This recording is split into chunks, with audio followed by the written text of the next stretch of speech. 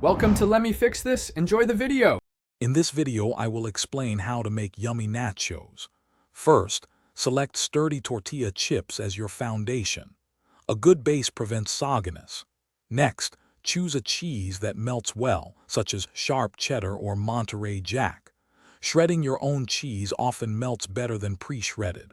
Finally, prepare all your desired toppings in advance for easy assembly. Now, let's build those delicious layers. Start by spreading a single layer of chips on a baking sheet. This ensures every chip gets some love. Then, evenly distribute a portion of your cheese and other toppings. Don't overload any one spot. Repeat these layers, aiming for 2 or 3 to create a truly satisfying nacho experience with flavor in every bite. Quick recommendation: if you're finding this video helpful, please hit that like button and subscribe for more great content.